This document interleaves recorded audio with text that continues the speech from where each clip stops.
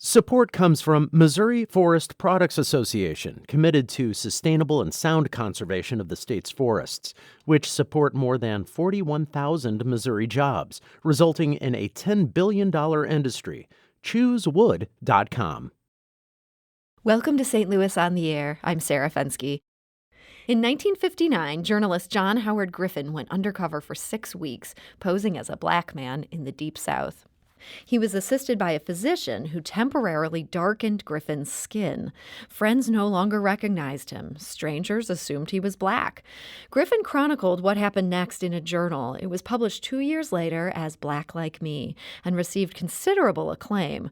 But the book has fallen out of favor. Some modern readers say it's patronizing. Others say it seems a bit tone-deaf. Well, now playwright Monty Cole is turning Black Like Me into a play, but it's not a straight translation. He calls it both an adaptation of and a commentary on the 1961 book. And his version is now being highlighted in a one-night-only staged reading through the Repertory Theatre of St. Louis. And he joins us today to tell us about it. So Monty Cole, welcome to the show. Hi, thanks for having me. So tell me, how did you first become aware of this book, Black Like Me? Funny enough, so I actually saw the movie poster first because they made a movie of it in 1964 with James Whitmore. And the movie poster says, "I changed the color of my skin. Now I know what it feels like to be black." And it shows James Whitmore completely darkened his skin, both like his face, but everything is darkened. And he is going through the story of John Howard Griffin as in sort of a black makeup. And that in itself just kind of blew me away. And I was immediately intrigued, like, what is this? Then finding out it's a book, then finding out it's actually a real story, and then finding out that it's actually based on journal entries, I was so intrigued to read it. And I had an experience reading it like you described, where I was both deeply intrigued into this almost Twilight Zone story of what was happening to John Howard Griffin, but then also kind of pushing off in the book too, like, I don't think that's right, or I don't think that's what it's like to be a black man, or that is what it's like to be a black man, but how does John know that? And kind of just being sucked in and pushing away. And I wanted to make a play that was a theatricalization of that reading experience.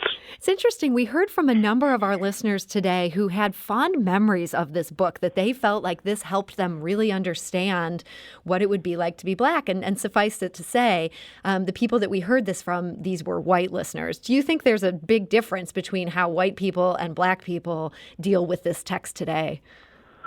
I totally think there is. And I think that there's obviously room for both of those experiences. I think that that's what's interesting about the play is it's the theatricalization of the black experience. What I'm trying to do is collect the reactions from people who work on this play and put that into the play. So a lot of what you hear in the play is not even necessarily my point of view as much as the people who are acting in it or people who have acted in it in the past and their responses to the book as it goes on. I've heard a lot of similar things. I heard that, a lot of people, this was sort of their gateway into black culture. And I think that is fair, especially for the time when no one was listening. John was one person who actually was listening. So there's a deep empathy that's coming from John that's in the book that I really love. And then there's also a pushing off. And I think that sometimes we forget in America that love comes from a place of criticism. And so you can both love something a lot and criticize something a lot. And that's kind of what's in the play too, is that I both love John for making this journey, but also I'm criticizing him for making the journey as well. It's interesting. I read a piece in Smithsonian Magazine that said that John Howard Griffin himself later curtailed his speaking engagements about this book. He said, quote, "It was absurd for a white man to presume to speak for black people when they have superlative voices of their own." Isn't part of the problem with this that in order for this story to be told, that a white man had to go and experience it, that people weren't willing to listen to it when a black man was telling stories of what was happening to him as a real person, not somebody with an artificial skin treatment? Totally. And that's a huge point of the play is that as we talk about that, we talk about how it is one thing for you to hear me talk about my pain, but it's another thing for you to hear a white person talk about Black pain. And maybe you'll listen to it more coming from the white person than you'll listen to it coming from me. Mm-hmm. And how recontextualizing it as this Black ensemble plus one white actor telling the story, like, what does that do to you? How does that change the way you might see the book? How does that change the way you might see another Black person? But at the same time, Black actors are playing John throughout the story too, and so you get to see kind of the empathy goes both ways. You get to see the Black actors have to empathize with John as John is trying to empathize with the Black characters he encounters.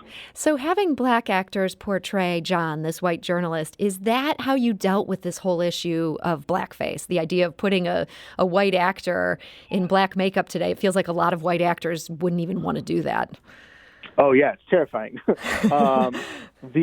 What we actually do is there's actually a moment in the play where it's actually a moment in the book too where he has this transformation where he transforms himself in a hotel room and he shaves his head and he does all the things to transform, and then he looks in the mirror and goes, "Oh my God, I did it." And in that moment, what we were trying to do is go, okay, so in that moment, actually in the play, he goes to put some of the makeup on his face. And the actors just shut it down. It's like, no, we're not doing that. We're not doing that in this production. And instead what happens is John is speaking his own dialogue, but any of the narration is spoken by a Black actor off stage. So you're hearing his thoughts as narration from a Black voice, but you're seeing his white body on stage. So you're never really forgetting that it's a white actor playing John. You're never forgetting the fact that John is white. But you are hearing sort of the narration maybe in a new light because you're hearing it from Black voices instead. That's an interesting way of dealing with, I'm sure, what was such a fraught issue. Did it take you a while to arrive at that solution? Had you tried other ideas first that didn't quite work, or did you know that's how you wanted to deal with it? What's really been wonderful is that I've had a couple of workshops with this where I actually get to work with actors. I would say I'm probably a director first, and so getting on my feet with actors is really important to how it appears in the script. And so the first thing we did was we just read the book out loud with a room full of Black people, and hearing those words coming out of Black people, I was like, oh shoot, that's probably has to be somewhere in the play, because it was just so powerful hearing it from these Black voices. But at the same time, he would say something, and then they'd be like, okay, hold up, can we talk about this for a second? And that commentary of like needing to stop it to like talk about the thing. We just inserted that into the play. So it's part of the dramatic structure that at any given moment, the play can stop and the actors can talk about what they just said or what they just experienced. The reaction you got from these performers that you workshopped this with, did that vary widely? Did people have a different level of comfort with, the way that he told this story? Yes, yeah, and that's what I'm trying to communicate in the script too. Is that each of these actors are coming from a different point of view. Some of them are like from the get-go, like, nope, this isn't cool. We shouldn't be doing this in the first place. I don't know why we're doing this. And then some other people are like, there's actually a lot of salient points in here. There's actually a lot of good points, and I wish more people would listen the way that John did.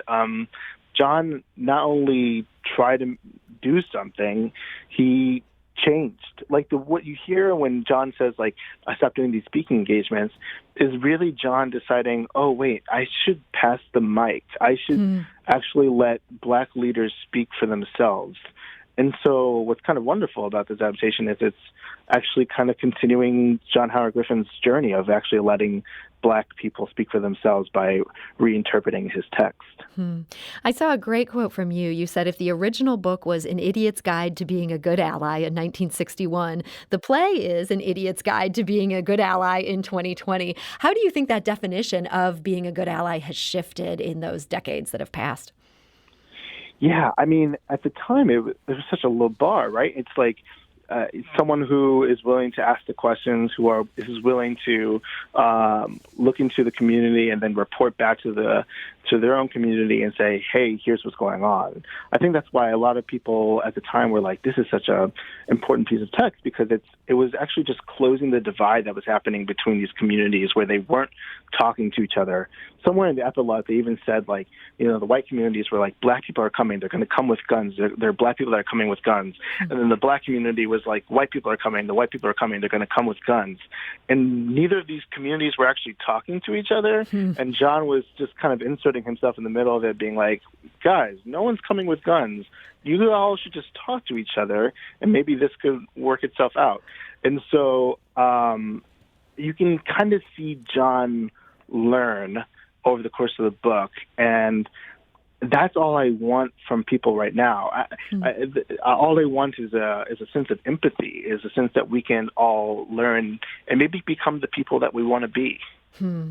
We're talking today to playwright Monty Cole. His new play, Black Like Me, it's going to be performed in a one-night-only staged reading. That's through the Repertory Theatre of St. Louis. It's happening September 10th at 7:30 p.m. All are invited to join, although you do have to register ahead of time. We have all that information on our website, which is stlpublicradio.org. And the story of how this got to St. Louis is also kind of an interesting story. Monty, I understand you were originally going to do a staged reading somewhere else. This was the 2020 Ignition Festival at Victory Gardens. What happened there? Yeah, so Victory Gardens actually is the place where I used to work. I used to be the artistic programs manager there. I used to be the casting director there. And until there was a moment where I was like, you know what, I'm going to actually allow myself to be an artist. I'm going to leave this admin job. And so I used to run the Ignition Festival in a way with, I would say actually my colleague Isaac Gomez, who's now a fabulous playwright, ran it more than I did, but we kind of worked it together, and it was really exciting to be back at Victory Gardens during this time when they were transitioning from one artistic director, Che Yu, to another.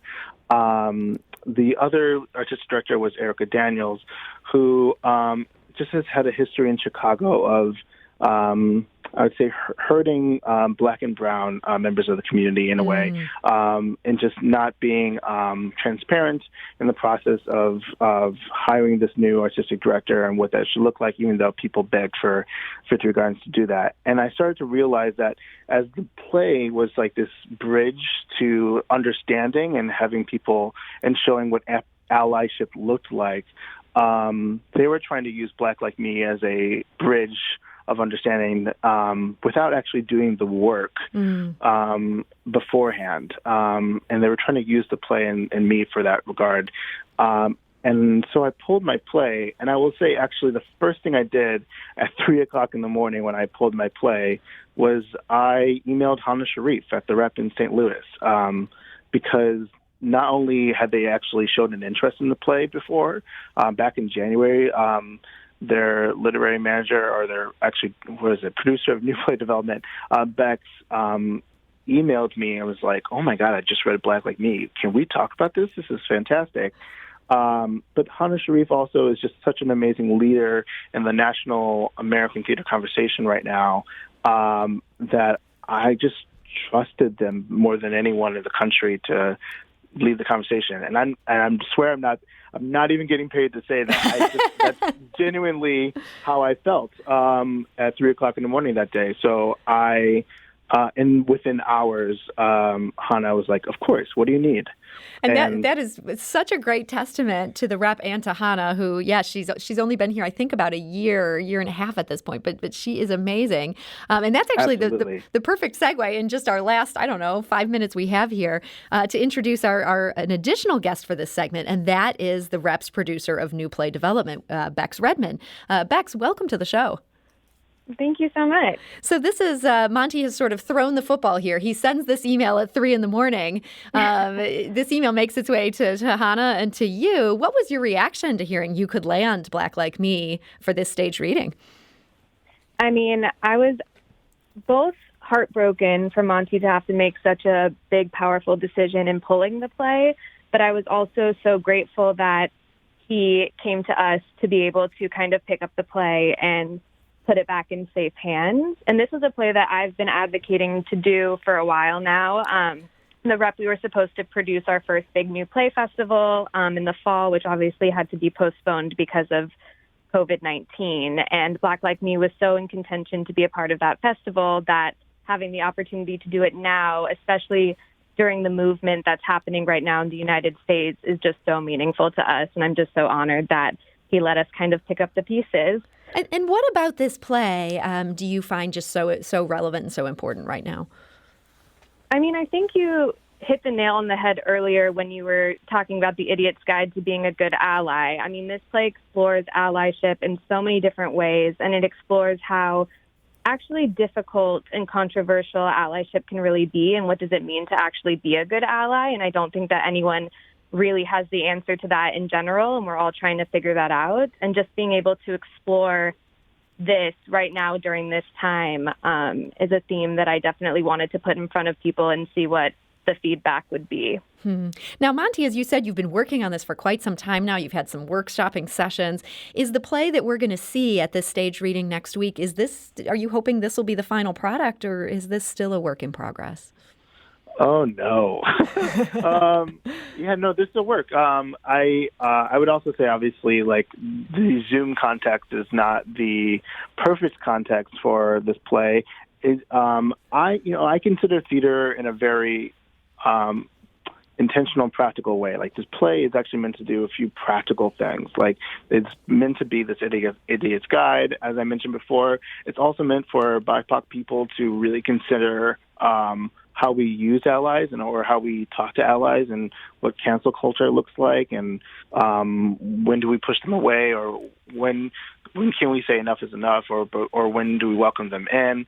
And so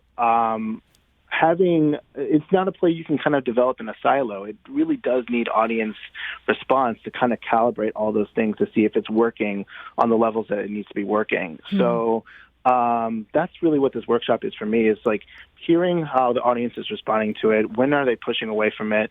I do want, there's people, like you said, there's people who really do love this book and find it to be genuinely helpful. And I don't want to discount that experience either. So I want to calibrate all these experiences to see what makes people tune in and not check out. And so that's why this was so important to have like a national reading of it and to hear it out loud. And actually, we're going to have a chat feature turned on during the reading so that people can actually respond to the play as it's happening. It's important to hear that feedback in order to continue to develop it into the live experience it's going to be someday. Well, it's so exciting to see this thing take shape. And Bex, as Monty mentioned there could be a national audience for this as well, not just in St. Louis. Do you think that much as this play was on your radar before you landed it here for the Rep, do you think other people are going to be tuning in across the nation? Oh, of course. We've already gotten so many amazing responses from a lot of our sister theaters across the country, a lot of friends and family across the country. This play has also circulated internally to a bunch of different theaters, and so many people have had their eyes on it, which is another reason why the Rep is just so lucky to be able to continue its development right now. So we will have so many people across the country watching this reading and really supporting Monty through it. Well, Bex Redmond, I want to thank you so much for joining us today. Yeah, thank you. And Bex, again, is the Rep's producer of New Play Development. And I also want to thank Monty Cole, the playwright of Black Like Me, for joining us and sharing his vision for just this really interesting new play. Of course. Thanks for having us. Well, I can't wait to see this. This is going to be next Thursday. That's September 10th. It's at 7:30 p.m. They are asking that people pre-register, and I understand that space is limited to watch this, so you want to get on that now. You can find that link on the Rep's website or on our website, which is stlpublicradio.org. This is St. Louis on the Air on St. Louis Public Radio. That's 90.7 KWMU.